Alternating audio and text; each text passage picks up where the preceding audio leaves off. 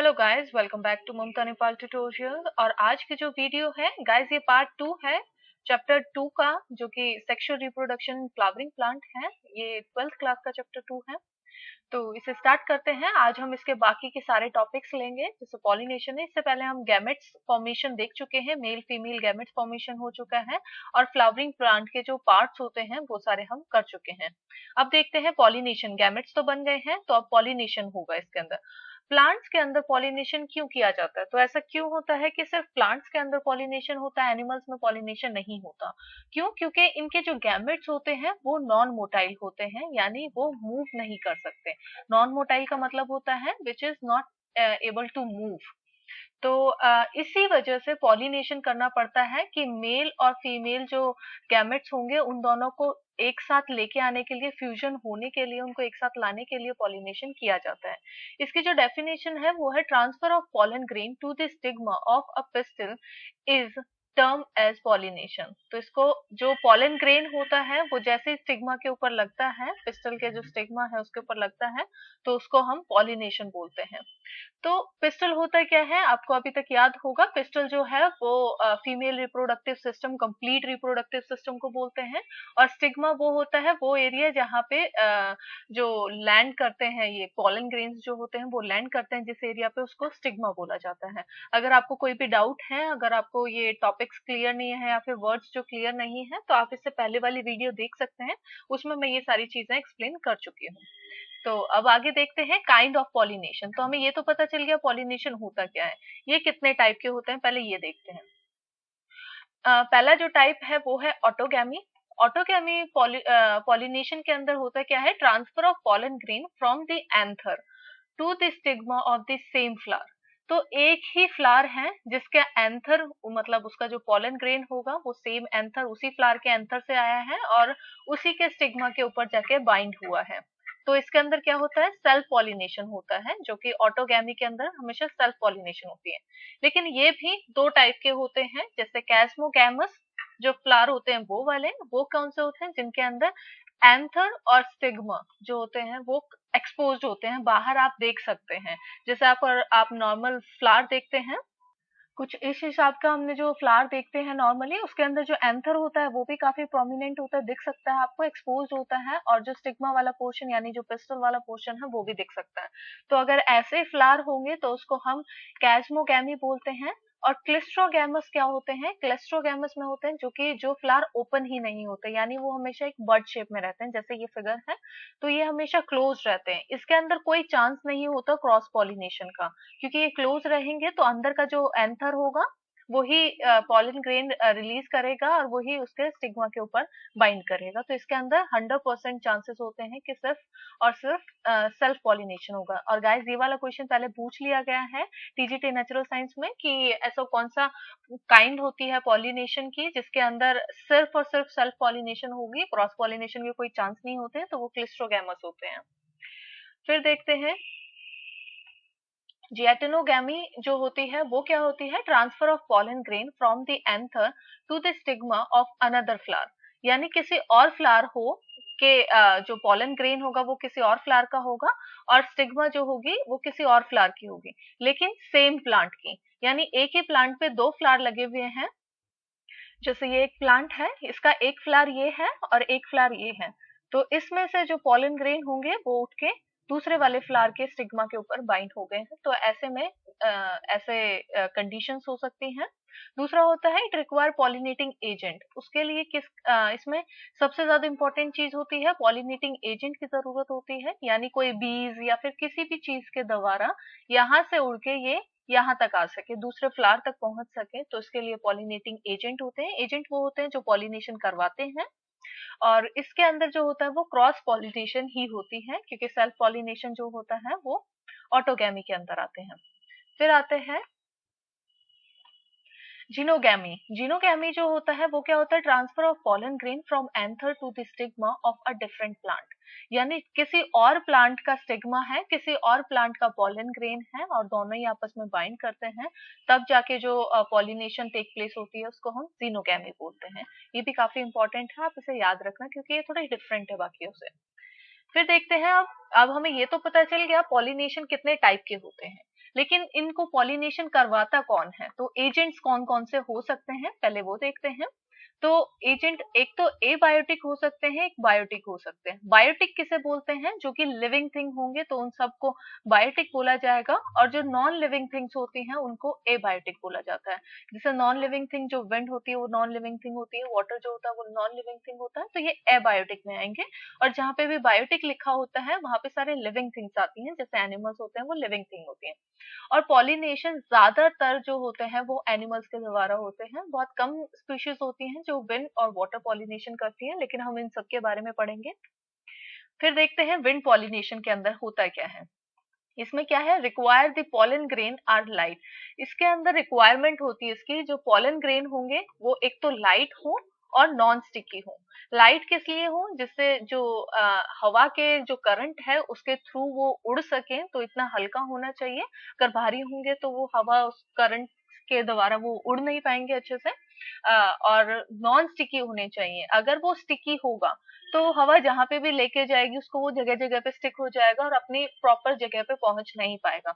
तो ये non sticky होने चाहिए, जैसे कि कॉर्न कॉब्स में ज्यादातर देखा जाता है और ग्रासेस के अंदर देखा जाता है इसको। तो मान लीजिए ये कॉर्न है, कॉर्न के ऊपर यहाँ पे सारे में क्या लगा होता है, स्टिग्मा लगे हुए होते हैं, यानी पिस्टल वाला पूरा पोर्शन होता है, और ये जो टॉप मोस्ट है ये स्टिग्मा एरिया है। तो जैसे ही हवा इनके पास से थ्रू गुजरती हुई निकलेगी यहाँ से, तो उनके अंदर अगर पॉलन ग्रेन्स होंगे उसके अंदर, तो वो सारे के सारे कहाँ पे स्टिक हो जाएंगे, किसी ना किसी एक स्टिग्मा के ऊपर कहीं ना कहीं वो स्टिक हो जाएंगे, और स्टिक होते के साथ फर्टिलाइजेशन टेक प्लेस हो जाएगा। तो विंड पॉलिनेशन में ऐसे होता है। वाटर पॉलिनेशन देखते हैं। और गाइस ये चीज हमेशा याद रखना, जो विंड और वाटर पॉलिनेशन होता है उसके अंदर बहुत कम चांसेस होते हैं पॉलिनेशन के, एज कम्पेयर टू नॉर्मल जो एनिमल पॉलिनेशन होता है या फिर इंसेक्ट्स के द्वारा जो पॉलिनेशन होता है, उसमें थोड़े चांसेस ज्यादा होते हैं। अब देखते हैं वाटर पॉलिनेशन क्या होता है। फाउंड इन एल्गे, एल्गे में होता है, ये ब्रायोफाइट्स में होता है, बैक्टीरियोफाइट्स में होता है, इन सब में पाया जाता है। और ये मेनली क्या होता है, फ्रेश वाटर स्पीशीज के अंदर ज्यादा देखा जाता है। जैसे वेलिसिनेरिया एक प्लांट है जिसके अंदर होता क्या है, जो फीमेल रिप्रोडक्टिव पार्ट होता है वो ऊपर आ जाता है सरफेस के, जो ये जैसे ये वाटर सरफेस है हमारा, इस वाटर सरफेस के वो ऊपर आ जाता है, यहाँ पे आके स्टिग्मा लग जाता है, और पॉलन ग्रेन जो होता है वो ऊपर ही होते हैं। यहाँ पे वाटर के जो सरफेस के ऊपर पॉलन ग्रेन ड्रॉप हो जाते हैं, और स्टिग्मा जैसे ही करंट चलेगा, पानी चल रहा होगा, बह रहा होगा, तो इसके ऊपर चांसेस होते हैं कि पॉलन ग्रेन उस स्टिग्मा के ऊपर लग जाए। तो ऐसे होता है वाटर पॉलिनेशन।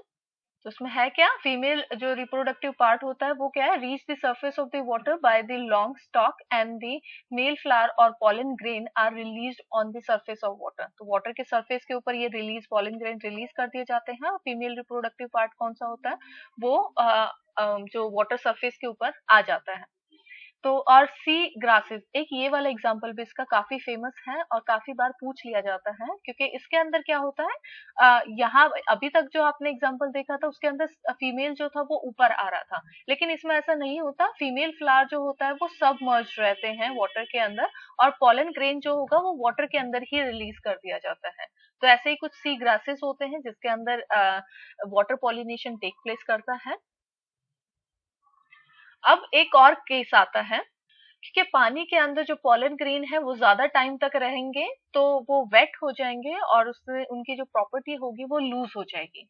तो उसको बचाने के लिए एक म्यूसिलेग्नियस कोटिंग होती है जो पॉलन ग्रेन्स के ऊपर करी जाती है, नेचुरली होती है वो, जिसकी वजह से क्या होता है कि जो वाटर जो पॉलन ग्रेन होते हैं वो वेटिंग से बच जाते हैं, यानी इतने ज्यादा भीग नहीं पाते हैं। अगर भीग जाएंगे तो उनमें वेट भी आ जाएगा, हैवी वेट हो जाएगा, और वो अपने प्रॉपर्टी प्रॉपरली निभा नहीं पाएंगे। फिर आते हैं एनिमल। अभी तक हमने देख लिया वाटर पॉलिनेशन क्या होता है और विंड पॉलिनेशन क्या होता है। अब एनिमल्स जो सबसे ज्यादा कॉमन होता है, एनिमल्स एज पॉलिनेटिंग एजेंट क्या क्या होता है। तो बीज हो सकते हैं जो कि सबसे ज्यादा इंपॉर्टेंट है, बीज सबसे ज्यादा देखा जाता है। बटरफ्लाईज होती हैं, फ्लाईज होती हैं, बीटल्स होते हैं, वास्प होते हैं, एंट होते हैं, और बहुत सारे एनिमल्स होते हैं। ज्यादातर जो एनिमल्स होते हैं वो सभी हो जाते हैं पॉलिनेटिंग एजेंट बन सकते हैं। फिर देखते हैं इंसेक्ट पॉलिनेटिंग फ्लावर। जो इंसेक्ट पॉलिनेटिंग फ्लावर है उनमें क्या क्या प्रॉपर्टीज होनी ज्यादा जरूरी है। तो ऐसा क्या होता है कि जो वाटर पॉलिनेशन में नहीं होता या विंड पॉलिनेशन में नहीं होता, लेकिन इंसेक्ट पॉलिनेशन वाले फ्लावर के अंदर ये होनी बहुत जरूरी होती है। एक चीज होती है कि उसके जो फ्लावर होंगे वो काफी बड़े हों, जिससे इंसेक्ट्स को काफी दूर से दिख सके। दूसरा होता है कलरफुल होने चाहिए, जितना ब्राइट कलर होगा तो इंसेक्ट जो होंगे उससे ज्यादा अट्रैक्ट होंगी। फ्रेग्रेंस बहुत अच्छी होनी चाहिए, जिससे वही सेम प्रोसेस है कि जो बीज वगैरह होती हैं वो अट्रैक्ट करती हैं फ्रेग्रेंस से। और दूसरी चीज है एक नेक्टार होना चाहिए, यानी जैसे हम जो बोला जाता है फ्रूट सॉरी फ्लावर का जो रस होता है उसे नेक्टार बोला जाता है, और इस नेक्टार को जो बीज होती हैं वो इकट्ठा करती हैं और हनी बनाने में हेल्प होती है उनको। तो एज अगर वो जो बीज होती हैं वो क्या करती हैं, वो पॉलिनेशन कराती हैं फ्लावर का, यानी जो एंथर के ऊपर अगर उनका पैर लग जाता है और फिर वो दोबारा से स्टिग्मा के ऊपर बैठती हैं तो वो पॉलिनेशन करा देती हैं, और एज अ रिवॉर्ड उनको क्या मिल जाता है, नेक्टार मिल जाता है। एक और चीज होती है, नॉर्मली इसकी बजाय कुछ एक स्पेशल एग्जांपल होता है, जैसे जो मॉथ होते हैं, मॉथ क्या करते हैं, ये एक युका प्लांट होता है जिसके अंदर जो फ्लावर होता है ये हमेशा ज्यादातर क्लोज रहता है, ज्यादा ओपन फ्लावर नहीं होता ये। और इसकी ओवरी के अंदर मॉथ जो होते हैं अपने एग डिपॉजिट कर जाते हैं, यानी जो जितने भी एग उन्हें देने होते हैं मॉथ ने, तो वो सारे के सारे इनकी ओवरी के अंदर दे जाते हैं, इस फ्लावर की ओवरी के अंदर। जिससे जो मेन चीज क्या होती है, मॉथ को क्या मिल जाता है, एक सेफ प्लेस मिल जाती है अपने एग देने के लिए, और उनके जो लार्वा है वो अच्छे से ग्रो करने के लिए उनको स्पेस एक सेफ प्लेस मिल जाता है। और फ्लावर को क्या मिलता है उसके बदले, फ्लावर को मिल जाती है फर्टिलाइजेशन, जो कि मॉथ वहां पे अंदर अगर फ्लावर के अंदर जाता है, स्टिग्मा के ऊपर जाता है, ओवरी के पास जाएगा, तो ऑब्वियसली बात है कि उसके चांसेस होते हैं कि पॉलिनेशन हो जाएगा उसके अंदर। तो ऐसे ही ये दोनों के दोनों म्यूचुअल अंडरस्टैंडिंग के साथ ग्रो करते हैं। फिर देखते हैं ये होते हैं सारे के सारे नेचुरली, कि नेचुरली जो पॉलिनेशन हो रहा है वो ऐसे हो रहा है। लेकिन जो चांसेस होते हैं पॉलिनेशन जो होता है उसमें सिर्फ सेल्फ पॉलिनेशन नहीं होना चाहिए, क्योंकि सेल्फ पॉलिनेशन बहुत खतरनाक होता है। तो ये ऐसा होना चाहिए कि क्रॉस पॉलिनेशन होता रहे उसके अंदर। तो उसके लिए एक आउटब्रीडिंग डिवाइस होता है जो प्लांट्स खुद के अंदर भी बनाते हैं, नेचुरली भी होता है, और कुछ आर्टिफिशियली भी कुछ लोगों ने बनाए हैं। जैसे मेजोरिटी ऑफ फ्लावरिंग प्लांट्स कैसे होते हैं, हर्मोफोरोडाइट्स होते हैं, यानी उनके अंदर मेल गैमेट्स भी होते हैं, एंथर भी पाया जाता है, फीमेल गैमेट्स जो कि पिस्टल है वो भी पाया जाता है।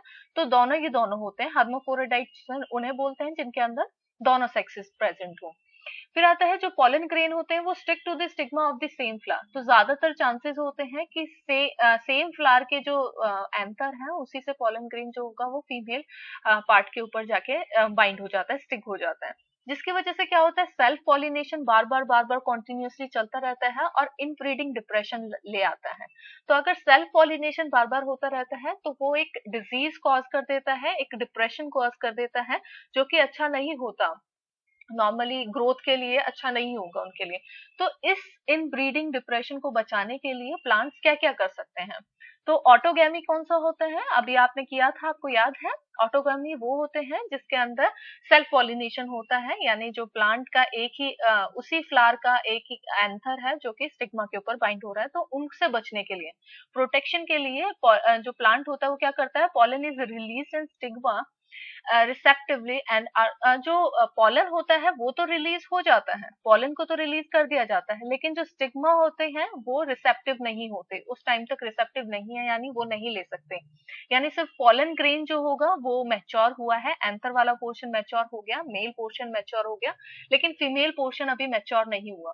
तो इसमें चांसेस होंगे कि जब तक मेल जो होगा वो जो पॉलन ग्रेन होंगे वो किसी और फीमेल के पास चले जाएंगे, और जब ये वाली फीमेल जो होगी वो मैच्योर होगी तब किसी और का पॉलन ग्रेन इसके ऊपर चांसेस होंगे कि स्टिग्मा के ऊपर लग सके, जिससे क्रॉस पॉलिनेशन हो सके और ऑटोगैमी को प्रिवेंट किया जा सके। फिर दूसरा तरीका क्या होता है इसको, जो anther and stigma are place at different position, अगर डिफरेंट पोजीशन पे हो, जैसे हमारे पास जो एंथर है वो यहाँ पे है और स्टिग्मा काफी ऊपर हो, यहाँ पे हो, तो चांसेस कम होते हैं कि यहाँ का एंथर या यहाँ का पॉलन ग्रेन जो होगा वो यहाँ पे जा सके। तो थोड़ा डिस्टेंस अगर ज्यादा होगा उसके अंदर तो चांसेस कम होते हैं, हम ऑटोगैमी से प्रिवेंट कर सकते हैं। ये सारे के सारे नेचुरल प्रोसेस होते हैं। और दूसरा क्या कर सकते हैं, टू प्रिवेंट सेल्फ इनकम्पैटिबिलिटी।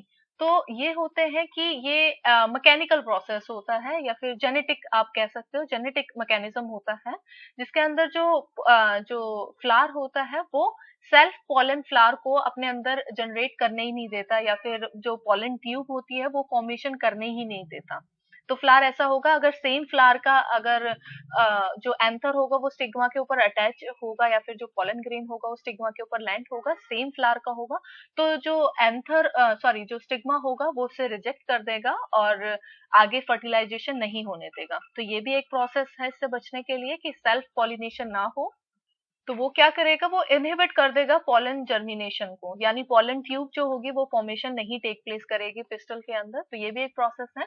दूसरा एक बहुत फेमस प्रोसेस कौन सा है कि यूनिसेक्सुअल फ्लावर ही हो, यानी एक फ्लावर के ऊपर सिर्फ एक ही सेक्स हो, या तो वो मेल होगा या फिर फीमेल होगा।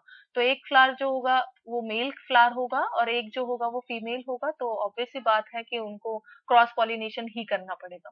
तो ये सारे के सारे नेचुरल प्रोसेस होते हैं। अब देखते हैं पॉलन और पिस्टल इंटरेक्शन कैसा होता है। अब हमारे पास पॉलिनेशन तो हो गया है, गैमेट्स पहले बन गए थे, गैमेट्स के बाद पॉलिनेशन, यानी गैमेट्स यहाँ तक आए तो मिले, तो अब वो स्टिग्मा के ऊपर अटैच हो गए, पॉलिनेशन हो गया। अब इसके बाद जो पॉलन ग्रेन और जो पिस्टल होगा उसका इंटरेक्शन कैसे होगा वो देखते हैं। नॉर्मली जो पॉलन ग्रेन होता है वो जैसे ही स्टिग्मा के ऊपर अटैच होता है, अगर जैसे हम देख सकते हैं यहाँ पे 4 पॉलन ग्रेन लगे थे, लेकिन सिर्फ एक जो पॉलन ग्रेन था वो सक्सेसफुली जा पाया है और फर्टिलाइजेशन कर पाया है, जो पॉलन ट्यूब है वो बना पाया है। तो ऐसा क्यों है, क्योंकि ये कंपैक्टेबल नहीं थे उसके हिसाब से, जो स्टिग्मा था उसके हिसाब से ये नहीं थे। या तो ये दूसरी स्पीशीज के हैं, किसी और स्पीशीज का अगर पॉलन ग्रेन यहाँ पे लग जाता है तो वो ग्रो नहीं कर सकता। दूसरा हो सकता है कि जो नॉर्मल सेल है उन्होंने सेल्फ पॉलिनेशन से बचने के लिए भी किया है कि ये सेल्फ का एंथर है, तो सेल्फ का पॉलन ग्रेन है, तो भी वो डीजनरेट हो जाएगा और वो आगे जाके प्रोसेस नहीं कर पाएगा, पॉलन ट्यूब नहीं बना पाएगा। ये वाला जो पॉलन ग्रेन लगा था ये कंपैक्टेबल था, अंदर तक जा सकता है, इसने पॉलन ट्यूब बनाई और यहाँ पे जाके जो ओवरी वाला पोर्शन था वहां पे बाइंड हो गया। वो कहाँ कहाँ पे बाइंड होता है, तो आपने ये वाला जो स्ट्रक्चर है वो पहले क्लियर कर लिया होगा, मैंने पिछले वीडियो के अंदर इसको बहुत अच्छे से एक्सप्लेन कर दिया था, ये कौन से पोर्शन होते हैं। जो टॉप मोस्ट होते हैं वहां पे 3 सेल्स होते हैं जिनको हम एंटीपोडल बोलते हैं, बीच में 2 सेल होते हैं जिसको पोलर न्यूक्लियाई बोलते हैं, नीचे 3 सेल होते हैं जिसमें 2 सिनर्जिड सेल्स होते हैं और एक एग सेल होता है। और इनके अंदर जो सिनर्जिड सेल्स होते हैं इसके ऊपर एक फिलरी फॉर्म एपरेटस होता है, या फिर एक फिंगर लाइक प्रोजेक्शंस टाइप की होती हैं जो कि गाइड करती हैं इस पॉलन ग्रेन को कि आपको यहाँ पे आना है, एक रास्ता बताने के लिए, क्योंकि पॉलन ग्रेन को थोड़ा पता है कि किधर क्या चीज होगी। तो वो एक केमिकली एक रास्ता बताया जाता है उनको कि यहाँ पे आना है। तो वो किससे किया जाता है, फिलरी फॉर्म से किया जाता है। और जो स्पर्म होगा, सॉरी जो पॉलन ग्रेन होता है वो 2 सेल्स में होता है, यानी 2 न्यूक्लियस होते हैं उसके अंदर। जो एक न्यूक्लियस होता है वो किसके साथ बाइंड करता है, वो जो पोलर न्यूक्लियाई होते हैं, बीच वाले जो पोलर न्यूक्लियाई हैं उसके साथ बाइंड करेगा, और एक जो होगा वो एग सेल के ऊपर बाइंड करेगा, जहां पे एग सेल के अंदर उसने क्या बनाना है, जाइगोट बनाना है, जो कि आगे जाके एम्ब्रियो बनेगा। और जो पोलर न्यूक्लियाई के साथ जो बाइंड करेगा वो क्या करेगा, एंडोस्पर्म बनाएगा, जिसकी हम बात आगे करेंगे।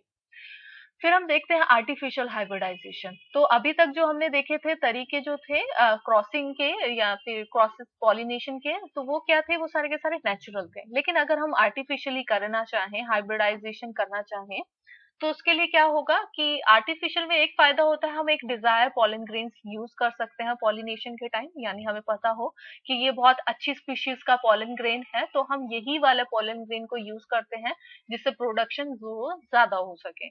इसके लिए क्या किया जाता है, इमस्क्यूलेशन किया जाता है। इसके अंदर ये क्या होता है, ये काफी इंपॉर्टेंट है गाइस, ये जो पीजीटी बायोलॉजी था उसके अंदर भी पूछा गया था, इमस्क्यूलेशन क्या होता है।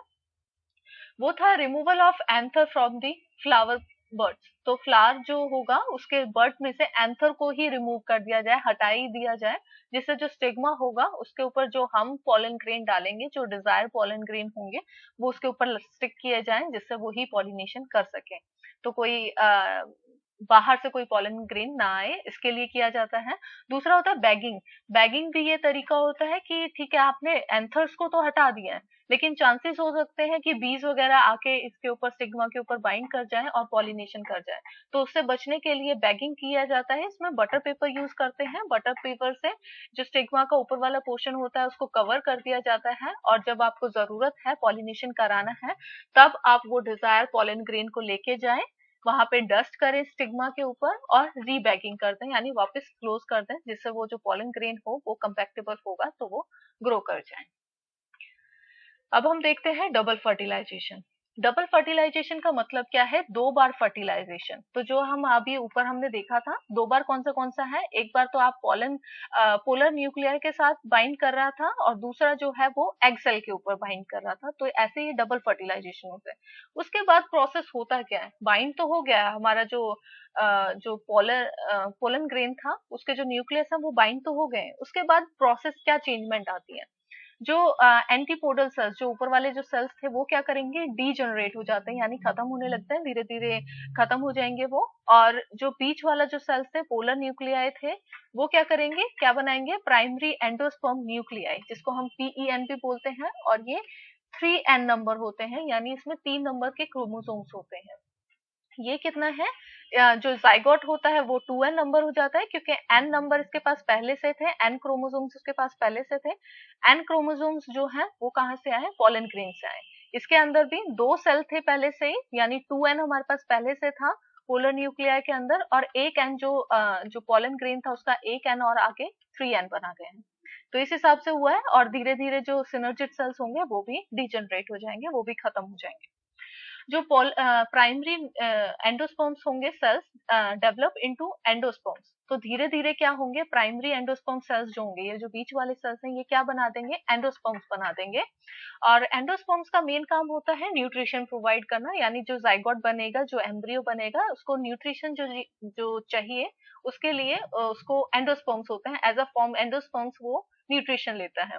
फिर आता है zygote develop into an embryo, जो जाइगोट होता है वो डेवलप करता है इनटू एम्ब्रियो, जो एग है ये जाइगोट, जाइगोट जो होगा वो काफी सारे सेल्स में डिवाइड करेगा और एम्ब्रियो बना लेगा।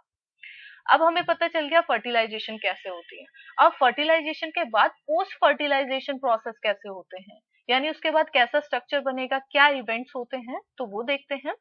सबसे पहले ये चीज है गाइस, ये चीज हमेशा याद रखना, जो ओव्यूल होता है वो हमेशा सीड बनाता है, और जो ओवरी होती है वो हमेशा फ्रूट बनाती है। तो ये काफी बार कंफ्यूजन हो जाती है, कई बार हम ये लिख देते हैं जो ओवरी है वो सीड बनाती है, तो ऐसा नहीं होता, ओवरी फ्रूट बनाती है और ओव्यूल जो होते हैं वो सीड बनाती है। अब हम देखते हैं एक बार एंडोस्पर्म्स क्या क्या होते हैं, उन सब के बारे में बात करेंगे। और दो ही चीज होती है पोस्ट फर्टिलाइजेशन में, एक तो एम्ब्रियो बनना और एक एंडोस्पर्म बनना। और मेनली जो डबल फर्टिलाइजेशन होता है वो किसके लिए होता है, वो एंडोस्पर्म बनने के लिए होता है, इसलिए डबल फर्टिलाइजेशन होता है फ्लावरिंग प्लांट में। फिर देखते हैं इसमें क्या है, प्राइमरी जो एंडोस्पर्म सेल्स जो होंगे वो रेपिडली डिवाइड करेंगे, काफी बार डिवाइड करेंगे। This tissue are filled with reserve food material, यानी इसके अंदर सिर्फ क्या होगा, रिजर्व फूड मटेरियल होगा, जो कि यूज किया जा सकता है as a nutrient for developing embryo. तो जैसे जैसे एम्ब्रियो डेवलप करेगा उसको जो न्यूट्रिशन चाहिए वो कहाँ से मिलेगा, एंडोस्पर्म से मिलेगा। जो PEN होते हैं, यानी जो एंडोस्पर्म सेल्स होते हैं, वो क्या करते हैं, सक्सेसफुली न्यूक्लियर डिवीजन करते हैं और फ्री न्यूक्लियाई भी बनाते हैं, यानी कुछ सेलुलर न्यूक्लियाई भी बनते हैं और कुछ फ्री न्यूक्लियाई भी बनते हैं, जैसे कोकोनट वाटर होता है। यानी आपको कभी कभार ये चाहिए होता है, आप बहुत टायर्ड फील कर रहे हो, तो जो डॉक्टर्स होते हैं वो सजेस्ट करते हैं आपको कि आपको कोकोनट वाटर पीना चाहिए, क्योंकि उसके अंदर होता क्या है, फ्री न्यूक्लियाई होते हैं और बहुत सारा रिजर्व फूड मटेरियल होता है, जो कि बहुत उसमें बहुत सारे न्यूट्रिशंस होते हैं, प्रोटीन्स होते हैं, तो काफी हेल्पफुल रहते हैं एक एनर्जी ड्रिंक के टाइप्स में। तो ये सब होता है। और क्या करते हैं, एंडोस्पर्म्स में इधर be completely consume by the developing embryo, जैसे कई बार क्या होता है, एंडोस्पर्म्स जो होते हैं वो कंप्लीटली कंज्यूम हो जाते हैं जैसे जैसे एम्ब्रियो डेवलप करता है, जैसे पी प्लांट के अंदर होते हैं और ग्राउंडनट्स और बीन्स इन सब के अंदर होते हैं। लेकिन कभी कभार क्या होता है, मैच्योर सीड के अंदर भी फिर भी एंडोस्पर्म्स कुछ पोर्शन रह जाता है, जैसे कैस्टर के अंदर रह जाता है, और कोकोनट जो होता है उसके अंदर भी कुछ एंडोस्पर्म्स जो होते हैं वो रह जाते हैं, ग्रो पूरा नहीं जो जब सीड जो होता है वो मैच्योर होता है तब तक भी उसके अंदर रहते हैं, सारा का सारा खत्म नहीं होता।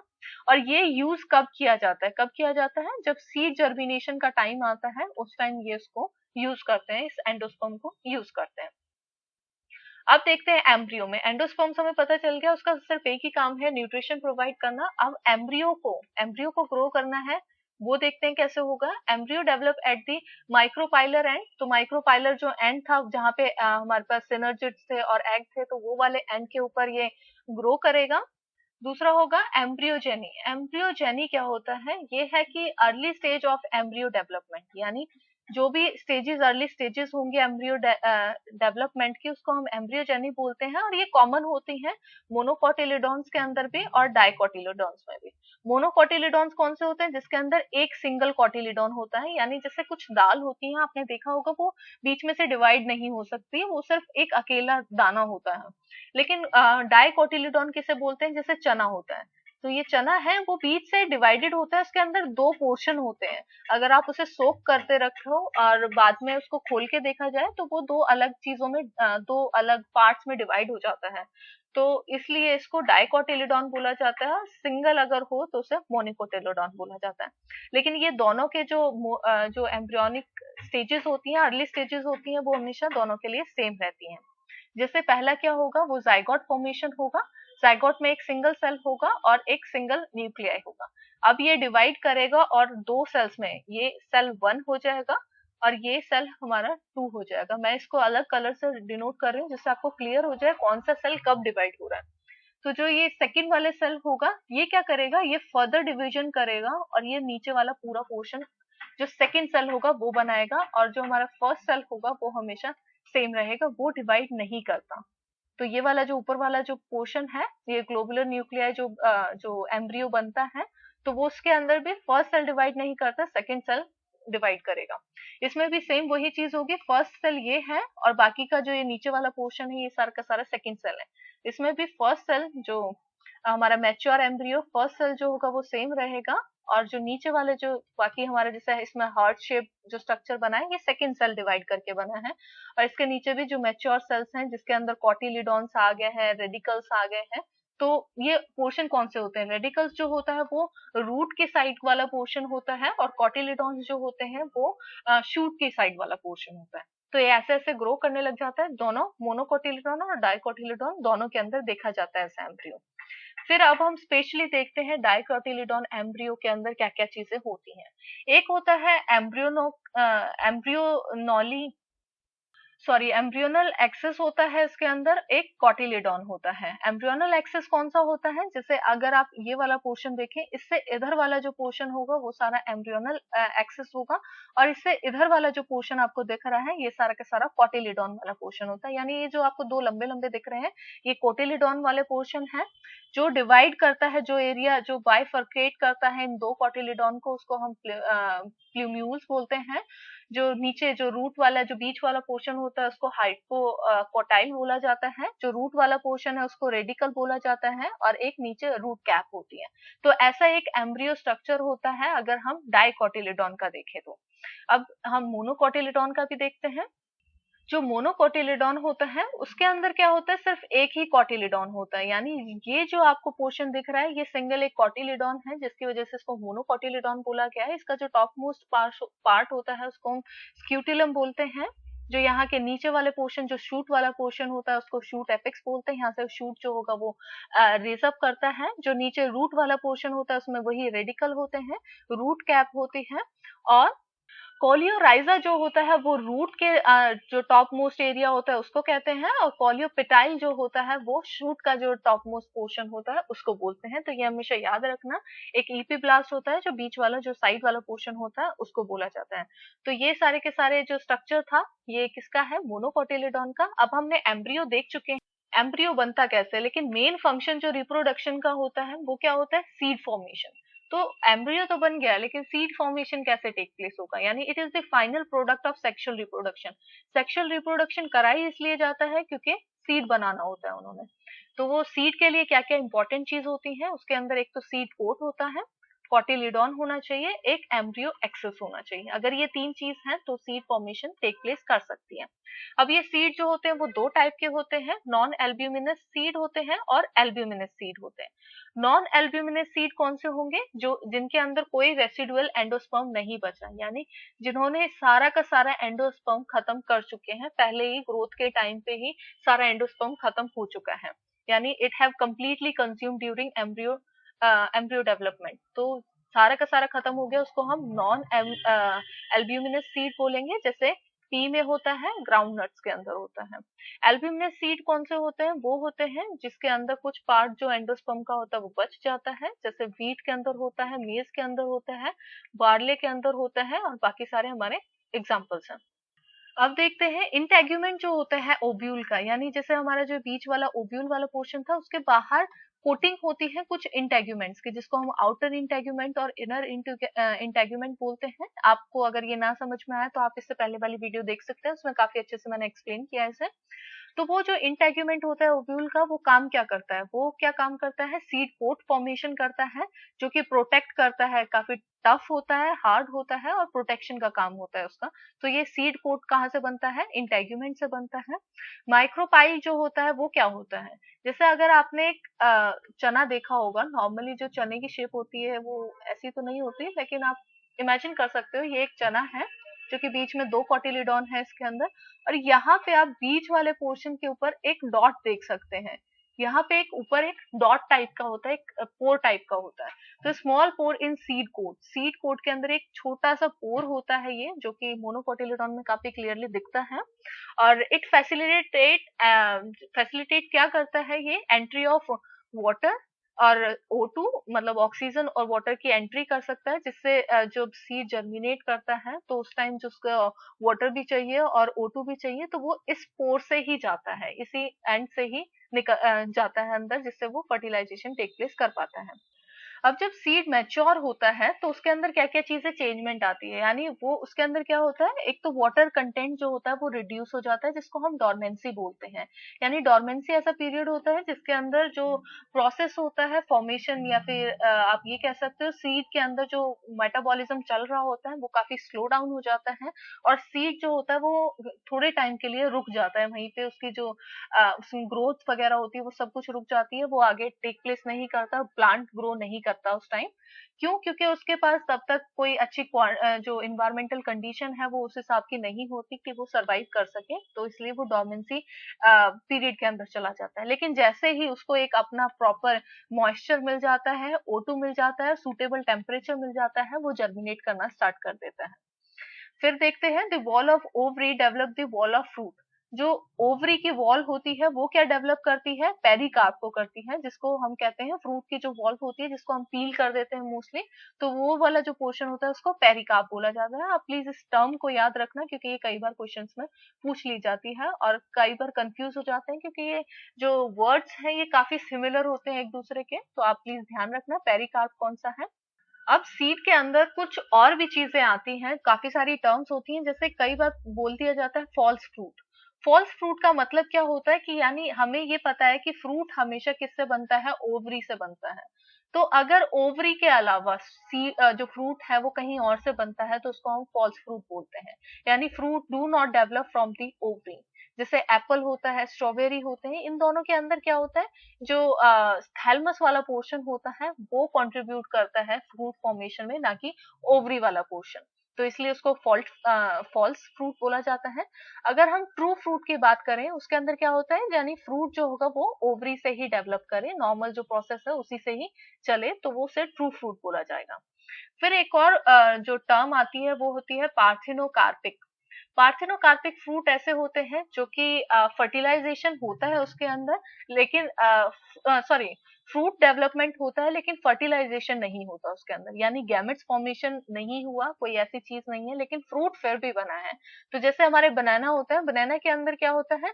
फ्रूट तो होता है वो, लेकिन वो सीडलेस होता है, उसके अंदर सीड नहीं होते। तो आपको अभी तक याद होगा, मैंने अभी थोड़ी देर पहले ही बोला था कि इस जो सेक्सुअल रिप्रोडक्शन होता है उसका मेन प्रोसेस क्या होता है? सीड फॉर्मेशन होता है।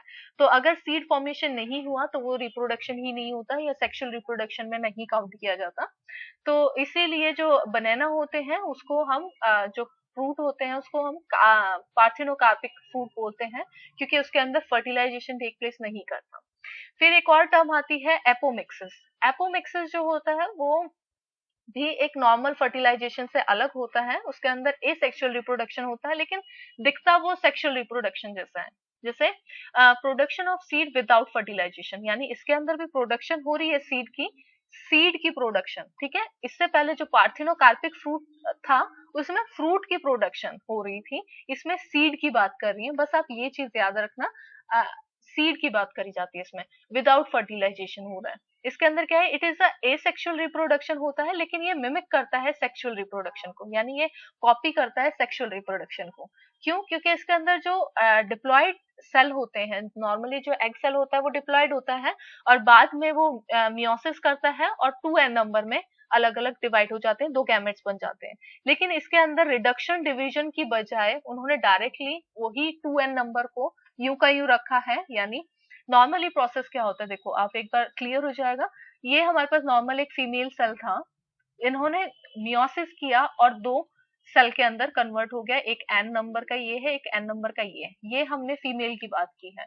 सेम वही चीज मेल के अंदर भी होगी। मेल भी गैमेट्स जो होंगे वो नॉर्मली जो सेल होते हैं वो 2n नंबर के होते हैं और उनके अंदर मियोसिस होके वो nn नंबर के निकल जाएंगे। 2 सेल होंगे वो nn नंबर के ऐसे आ जाएंगे। तो ये जो होंगे अब एक मेल और एक फीमेल, ये दोनों के दोनों गैमेट्स इकट्ठे होंगे और ये 2n नंबर का एक सेल बनाएंगे जो कि हमारा जाइगोट होगा। तो ये जो 2n नंबर है, ये यहाँ पे गैमेट्स मिलने की बजाय अगर डायरेक्ट हम यही वाला 2n नंबर लेके अगर ग्रो करवा देते तो बात तो वही है, फर्टिलाइजेशन तो टेक प्लेस होगी ना, सॉरी जो फॉर्मेशन ऑफ सीड है वो तो टेक प्लेस होगा, लेकिन फर्टिलाइजेशन नहीं हुआ, यानी गैमेट्स का मिक्सचर नहीं हुआ, लेकिन हमारे पास 2n नंबर तो थे। जितने हमारे पास क्रोमोसोम्स चाहिए थे एक सीड को फॉर्मेशन के लिए वो आपको मिल गए हैं। तो इसके अंदर ये प्रोसेस होता है। एक पॉली एम्ब्रियोनी भी होता है, एक टर्म आती है पॉली एम्ब्रियोनी।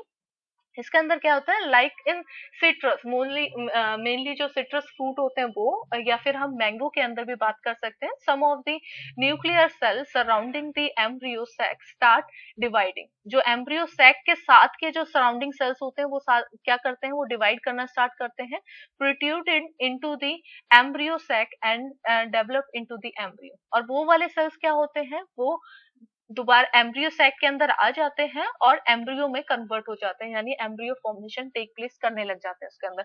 तो ऐसे में इस केस को जो बोला जाता है उसको पॉली एम्ब्रियोनी बोला जाता है, occurrence of more than 1 embryo in a seed. एक सीड के अंदर एक से ज्यादा एम्ब्रियो अगर होते हैं उसको हम पॉली एम्ब्रियो जेनी बोलते हैं। तो गाइज ये थे आज के नोट्स, आई होप आपको क्लियर हुए होंगे। इसके अंदर मैंने सारे टॉपिक हो गए हैं इस चैप्टर के।